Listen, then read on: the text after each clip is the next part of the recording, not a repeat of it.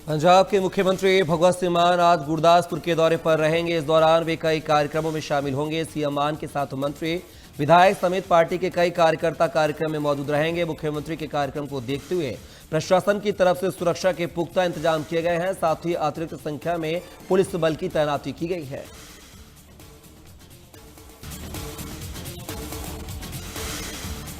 देश की सबसे बड़ी मेडिकल प्रवेश परीक्षा नीट यूजी 2026 पेपर लीक को लेकर बड़ा बवाल खड़ा हो गया है।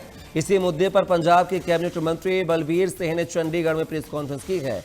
उन्होंने कहा है कि पेपर लीक के आरोपियों को सजा मिलनी चाहिए। 22 लाख छात्रों के भविष्य के साथ खिलवाड़ किया गया है।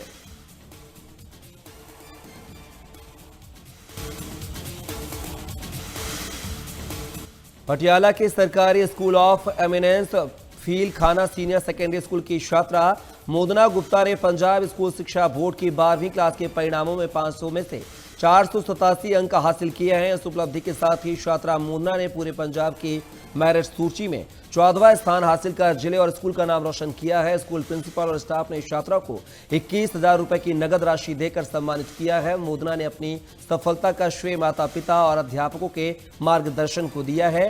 तो वह स्कूल प्रबंधन ने उसकी उपलब्धि को अन्य छात्रों के लिए प्रेरणादायक बताया है।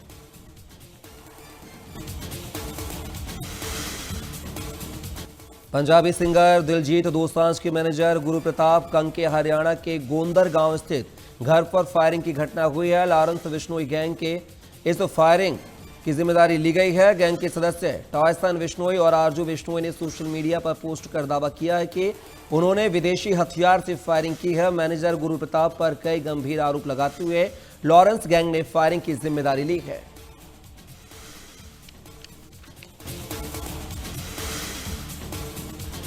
अमृतसर पुलिस ने अवैध हथियार तस्कर गिरोह का भांडाफोड़ किया है। पुलिस ने इस कार्रवाई में एक नाबालिग समेत 5 आरोपियों को गिरफ्तार किया है, जिनके पास से 6 आधुनिक पिस्तौल और 14 कारतूस बरामद किए गए हैं। ये कार्रवाई गुप्त सूचना के आधार पर थाना केंट क्षेत्र में की गई है। बताया जा रहा है कि आरोपी पाकिस्तान के इशारे पर काम करते थे।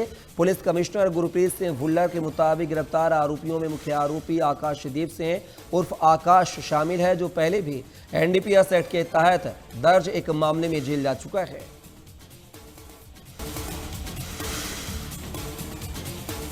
तरनतारन में किसानों ने अपनी अलग अलग मांगों को लेकर एसडीएम ऑफिस के बाहर विरोध प्रदर्शन किया है। इस मौके पर किसान नेताओं ने कहा है कि अलग अलग डिपार्टमेंट में काम करवाने में लोगों को काफी परेशानियों का सामना करना पड़ रहा है और इस समय डिपार्टमेंट में सिर्फ भ्रष्टाचार की बात हो रही है, जिसके खिलाफ किसानों ने कार्रवाई करने की मांग की है।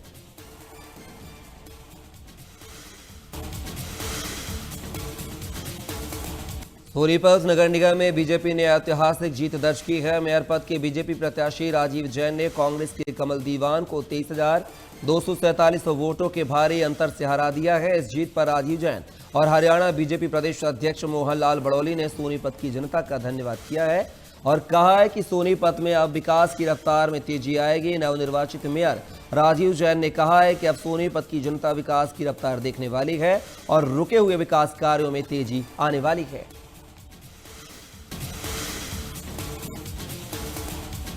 हरियाणा में इंग्लिश प्रोफेसरों की नियुक्तियां रद्द होने को लेकर पूर्व सीएम भूपेंद्र सिंह हुड्डा ने प्रतिक्रिया दी है। पूर्व सीएम भूपेंद्र सिंह हुड्डा ने इस फैसले पर प्रतिक्रिया देते हुए कहा है कि यह निर्णय यूजीसी की गाइडलाइन का पालन न करने के कारण लिया गया है।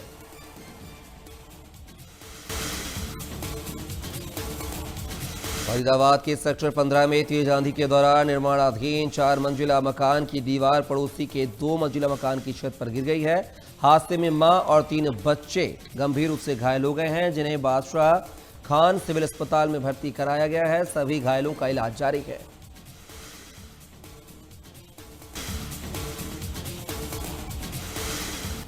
पेहुआ के एक गांव में जमीन को लेकर विवाद हुआ है, जिसमें लगभग आधा दर्जन लोग घायल हो गए हैं। पुलिस ने 2 आरोपियों को गिरफ्तार कर लिया है। झगड़े का सीसीटीवी फुटेज भी सामने आया है। घायल बलविंदर सिंह ने बताया है कि हाईकोर्ट के फैसले के बाद जमीन के कब्जे को लेकर विवाद बढ़ा था।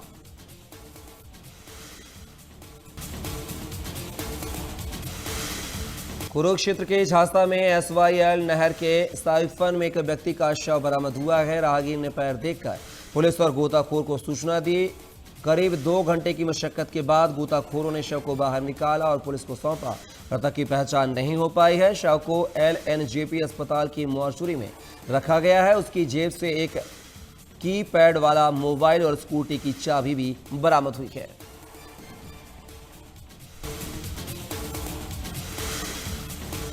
उत्तर प्रदेश के कई जिलों में बुधवार को आंधी और बारिश ने भारी तबाही मचाई है। तेज हवाओं के कारण कई जगहों पर पेड़ और बिजली के खंभे गिर गए हैं, जिससे कई जगह बिजली आपूर्ति बाधित हो गई है। तो वहीं आंधी पानी की चपेट में आने से अलग अलग जिलों में करीब 50 से ज्यादा लोगों की मौत हो गई है, जबकि कई घायल हो गए हैं। मरने वालों में भदोही में सबसे ज्यादा 18, प्रयागराज में 17 लोगों की मौत हुई है, फतेहपुर में 10, उन्नाव और बदायूं में 6 लोगों की मौत हुई है। इसके अलावा सीतापुर, रायबरेली, चंदौली समेत कई जिलों में लोगों की मौतें हुई हैं।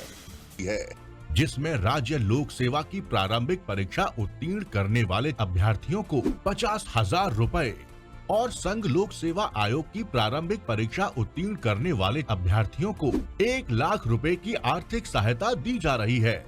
मुख्यमंत्री मेधावी छात्र पुरस्कार योजना के तहत सर्वोच्च अंक प्राप्त करने वाले छात्र छात्राओं को स्नातक स्तर पर अधिकतम 50,000 रुपए और स्नातकोत्तर स्तर पर अधिकतम 75,000 रुपए प्रदान किए जा रहे हैं। साथ ही सेना में अवसर पद पर चयनित अभ्यर्थियों को 50,000 रुपए का पुरस्कार प्रदान किया जा रहा है। देवभूमि उद्यमिता योजना के तहत सरकार कौशल विकास, इंटर्नशिप, स्टार्टअप और नवाचार को बढ़ावा दे रही है। इस योजना के तहत 1000 से ज्यादा अभ्यर्थी अपना स्टार्टअप शुरू कर चुके हैं। उच्च शिक्षा में तय हो रहे हैं नए आयाम, बढ़ा है मनोबल, सपनों को मिली उड़ान।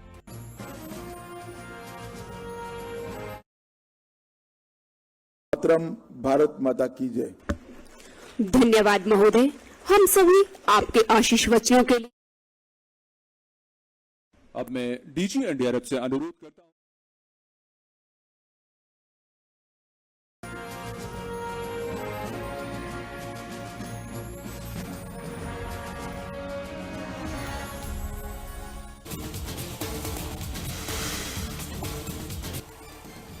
उत्तराखंड के मुख्यमंत्री पुष्कर सिंह धामी आज देहरादून में आयोजित नियुक्ति वितरण कार्यक्रम में शामिल होंगे। इस दौरान वे चिकित्सा अधिकारियों, फार्मासिस्ट और उद्यान विभाग के प्रयोगशाला सहायकों को नियुक्ति पत्र सौंपेंगे। सीएम धामी कार्यक्रम में मौजूद लोगों को संबोधित भी करेंगे और नवनियुक्त कर्मचारियों को उनके पदों पर कार्यभार संभालने के लिए मार्गदर्शन करेंगे।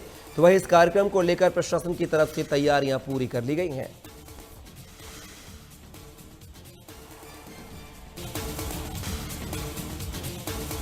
हरिद्वार में आयोजित होने वाले कुंभ मेला 2027 को लेकर रेलवे और मेला प्रशासन ने तैयारियां तेज कर दी हैं। मेला नियंत्रण भवन में रेलवे और मेला प्रशासन के अधिकारियों की उच्च स्तरीय बैठक हुई है, जिसमें भीड़ प्रबंधन, ट्रैफिक कंट्रोल और श्रद्धालुओं की सुविधाओं को लेकर कई बड़े फैसले लिए गए हैं।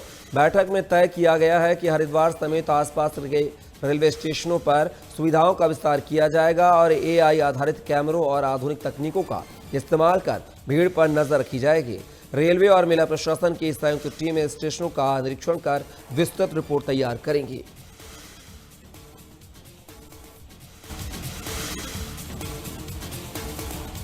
रुड़की के एक नशा मुक्ति केंद्र में भर्ती एक युवक की हत्या कर दी गई है। पुलिस ने बताया है कि युवक के गले पर तेजधार हथियार से वार करके हत्या की गई है। पुलिस ने अज्ञात आरोपियों के खिलाफ मामला दर्ज कर जांच शुरू कर दी है। पुलिस ने कहा है कि मृतक की पहचान आशीष के रूप में हुई है। बताया जा रहा है कि करीब 4 महीने पहले परिजनों ने आशीष को नशा मुक्ति केंद्र में भर्ती कराया था।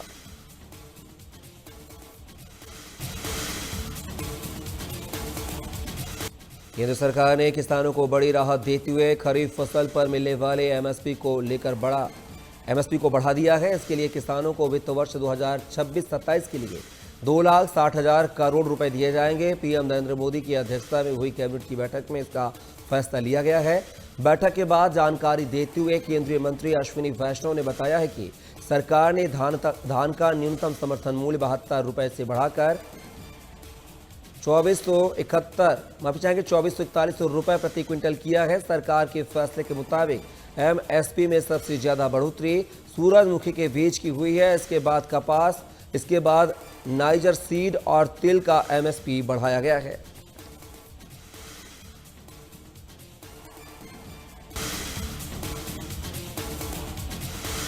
सीबीआई ने विदेश मंत्रालय, गृह मंत्रालय और दिल्ली पुलिस के कोऑर्डिनेशन से वांटेड अपराधी प्रभदीप सिंह को अजरबैजान से भारत प्रत्यार्पित करा लिया है। प्रभदीप सिंह दिल्ली के स्पेशल सेल पुलिस स्टेशन में दर्ज एनडीपीएस एक्ट 1958 की विभिन्न धाराओं के तहत एक मामले में वांटेड था। मामला नशा तस्करी से जुड़ा था, जिसमें भारी मात्रा में नशा बरामद किया गया था। जांच के दौरान कई आरोपियों को पहले ही गिरफ्तार किया जा चुका है। इस गिरोह का साजिशकर्ता और प्रमुख आयोजक प्रभदीप सिंह है, जो फरार चल रहा था।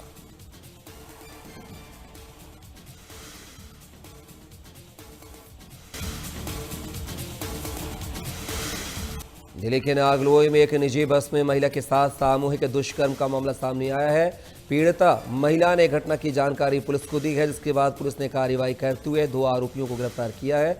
पुलिस अधिकारी ने बताया है कि घटना में इस्तेमाल की गई बस को भी जब्त कर लिया गया है। साथ ही मामले की जांच की जा रही है।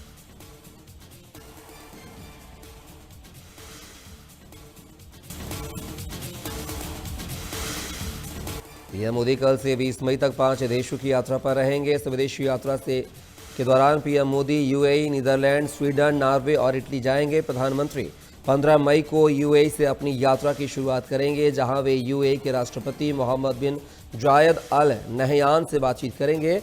इस दौरान एलपीजी सहयोग और स्ट्रेटेजिक पेट्रोलियम रिजर्व से जुड़े 2 जरूरी समझौते ज्ञापन पर हस्ताक्षर होने की संभावना है। इसके बाद पीएम मोदी नीदरलैंड जाएंगे, जहां पीएम मोदी डच प्रधानमंत्री से बातचीत करेंगे और किंग विलेम अलेक्जेंडर और क्वीन मैक्सिमा से भी मिलेंगे।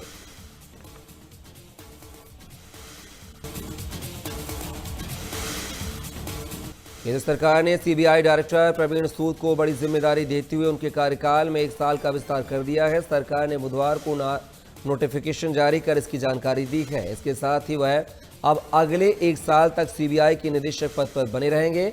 सरकार की ओर से जारी आदेश के मुताबिक प्रवीण सूद का एक नया कार्यकाल जो है 24 मई 2026 के बाद प्रभावी होगा। यह फैसला चयन समिति की सिफारिशों के आधार पर लिया गया है।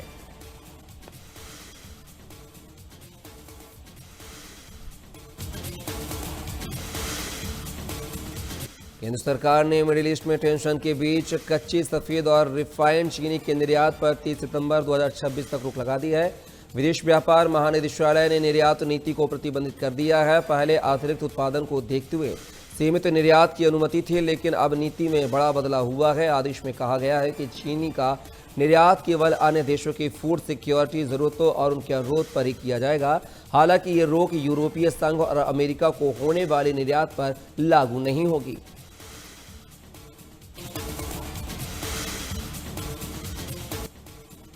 पूरे देश में अमूल और मदर डेयरी ने दूध की कीमतों में बढ़ोतरी करने का फैसला लिया है। कंपनियों ने पूरे भारत में दूध के दाम 2 रुपये प्रति लीटर बढ़ा दिए हैं। नई कीमतें आज से लागू हो गई हैं। इस फैसले का सीधा असर करोड़ों परिवारों की मासिक बजट पर पड़ने वाला है, क्योंकि दूध हर घर की रोजमर्रा की जरूरत का हिस्सा है।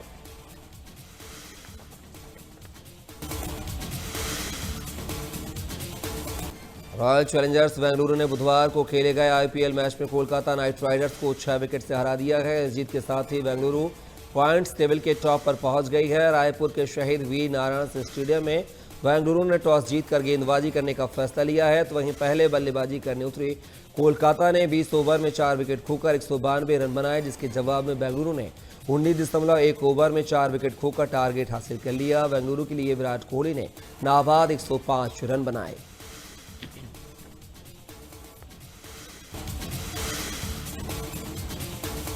अमेरिकी राष्ट्रपति डोनाल्ड ट्रंप ने 3 दिवसीय चीन दौरे पर बीजिंग पहुंचे हैं, जहां चीनी राष्ट्रपति शी जिनपिंग ने उनका great hall of the people के बाहर जोरदार स्वागत किया है। इस दौरान ट्रंप को जो गार्ड ऑफ ऑनर दिया गया और दोनों नेताओं ने हाथ भी मिलाया।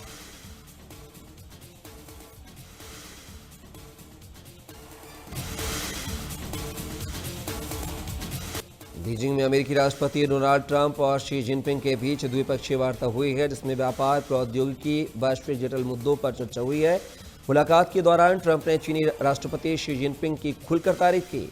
बीजिंग के great hall of the people में हुई मुलाकात के दौरान ट्रंप ने कहा कि शी जिनपिंग एक महान नेता है, उनका दोस्त होना उनके लिए गर्व की बात है।